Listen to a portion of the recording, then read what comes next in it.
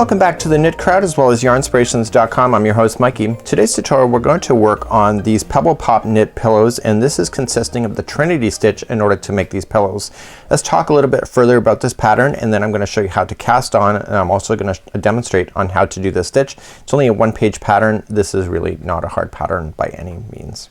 So today we have these pillows, and it's consisting of the Trinity stitch, which is creating the bubble look that you see here, the bubble pops, and they're really quite an easy pattern in order to maintain. I'm really quite excited about it. For this particular tutorial you're going to need a 5.5mm knitting needle, or you're going to need a US 9, and you can use circular knitting needles for these in order to cast on your 82 in order to make this work. So what you're looking at for the pillow is a one-piece unit, so it's not only just the front side that you're doing, but you continue to go, and then as soon as you get enough of it you fold it in half and then just sew up along the three sides. So before you do the final side, make sure you insert your pillow form inside in order to begin. So this is consisting of the Trinity stitch, where you're going to learn how to purl 3 together in this. Also you're going to learn how to do your knit 1, purl 1, knit 1 all within the same stitch in order to create this look. It is a one-sided pattern and it's really quite easy to maintain. So without further ado, let's grab our Caron 1 pound yarn. As you see, you only need one ball in order to do this, so just choose the color that you would like to do. Because it is a one-piece unit from the top going all the way to the back and just sewing, it's just really a one-piece unit, but if you'd like to change your colors at any point, this one would be a wonderful opportunity to do so as well. So let's take a look and let's cast on, and I'm just going to do a smaller example for you today. So let's do a smaller example, and I'm going to start off with a Slipknot. Remember, we have slower tutorials available on the basics as well. So what we're going to do is that we're going to insert our knitting needle into the loop, and we're going to do a cast on. Now the nice thing about this particular pattern, it's called the Trinity stitch. If you keep it in even numbers like 82 as it suggests, or 84, 86, as long as it's an even number, this pattern will work out for you each and every time.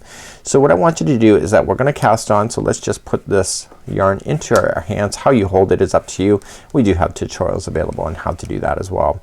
So inserting your knitting needles into the loop, okay, from the back side there, and just wrapping it and then pulling it through like so, and then when you're gonna put this back onto this knitting needle that I'm tapping here, and you're just gonna rotate it and come up underside like so and slide on. So let's do that again. So going in to the next one, wrap through, okay, rotate it and throw it onto the knitting needle. Okay, so in, wrap, keep your tension nice and loose, and just wrap and put it on. So in order to make the Trinity stitch work, you have to do in multiples of 2 or in order to make it work. So it has to be an even number in order to get this to work. So you're just going to continue. You can cast on 82 if you wish, if you'd like to do this pillow, and if you just love the stitch enough and you want to do Afghan or something even smaller, maybe a baby blanket, as long as you keep it in even numbers, this stitch will always work out for you. So what I'm going to do is I'm going to stop early in order to just show you a small sample, because I don't need to do the whole thing in order to demonstrate on how to do the stitch work in today's tutorial. So just make sure it's even. So I got 2, 4, 6, 8, and 10. Now that I have 10 on here, that's enough in order for me to demonstrate today's stitch. The stitch consists of 4 rows that repeat. So the very first row that you'll ever do, and you'll have to repeat this every time you hit it, is that it's simply a purl. So the whole thing, you don't need to count anything as you go across. So every other row is simply just a purl of what's there. So coming around the front and around, kick it over, and then slide off. That's your purl. So coming into the next one, coming to the front side, wrap and through and pull, and keep on doing that as you go. So there's no counting, so every other row is just simply a purl, and you can speed up as you want to as well. So this is just row number 1 of 4, and so you'll do this every time you hit row number 1 and number 3. Okay, so every other row is just simply a purl. When you get to the end of the row, that's it. You're just going to turn your knitting needles and begin to do row number 2, which is then the start of the Trinity stitch that we're going to begin. So there you go. So that is it. So let's turn our knitting needles and get ready for the next row. Whenever you start row number 2, the first one is always going to be a knit. So just a regular knit. So just insert in, wrap the needle in the back, and bring it through and slide off.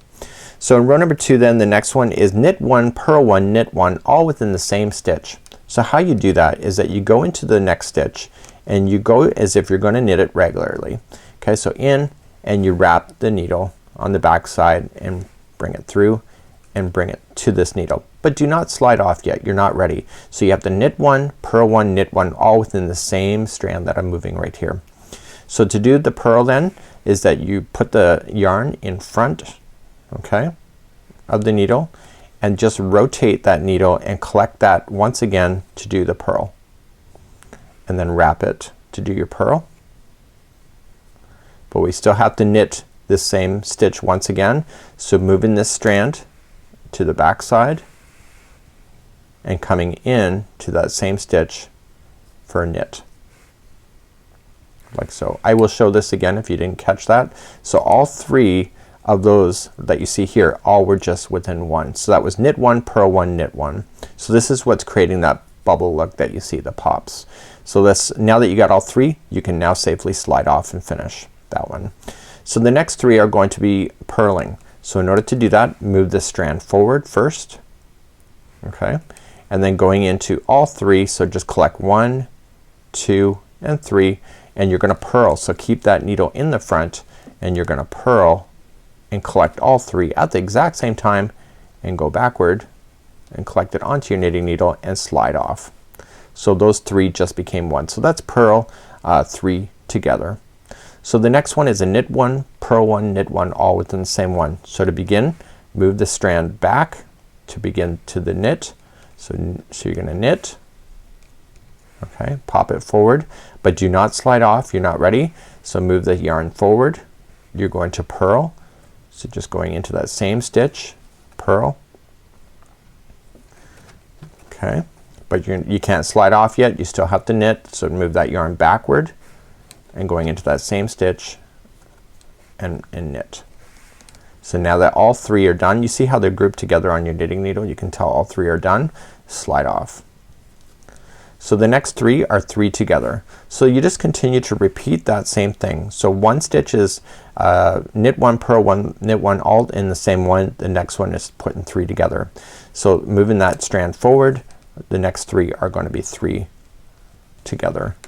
Okay, so it's purl 3 together. So wrapping it, collecting all 3 and slide off, and you just continue to do that all the way down, and the very final stitch will just be a knit like that. So that was row number 2. So let's turn our knitting needles and begin row number 3. So row number 3 is like row number 1. We just simply going in and we're gonna purl our way across. You do not need to count.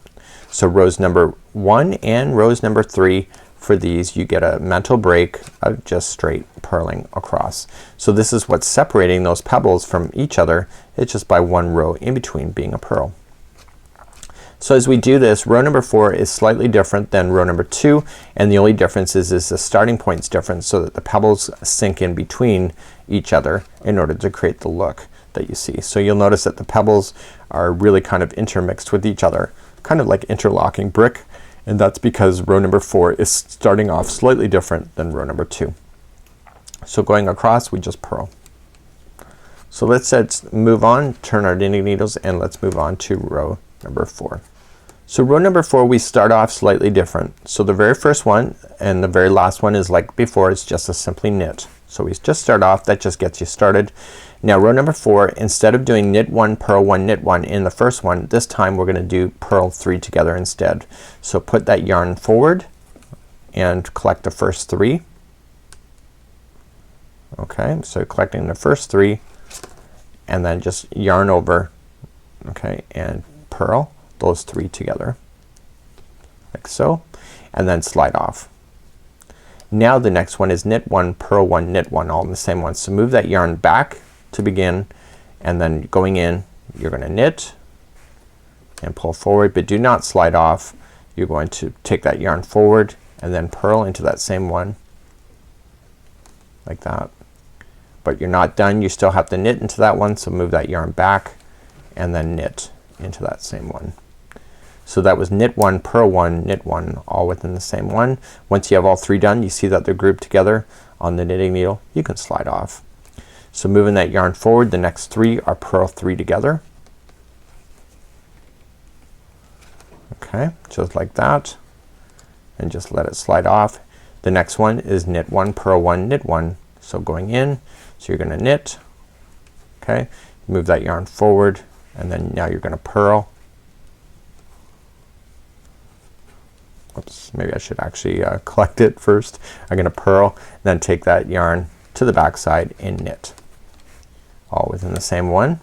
Once you get that done, you're satisfied. You keep doing that back, or continuing those two back and forth, so it's knit 1, purl 1, knit 1, and then 3 together. Continue to do that, and then the very final stitch you're just gonna knit. So that was row number 4. So now you're just gonna repeat again, and you will notice that the work is gonna start popping out. Because it's such a small example, you don't quite see it here, but you see it clearly on the pillows when you go to do this, and it's really a neat look.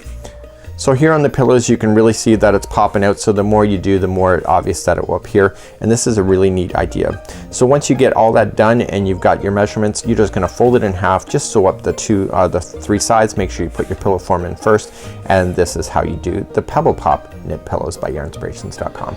Till next time, I'm Mikey on behalf of the knit crowd. We'll see you again real soon. Bye bye.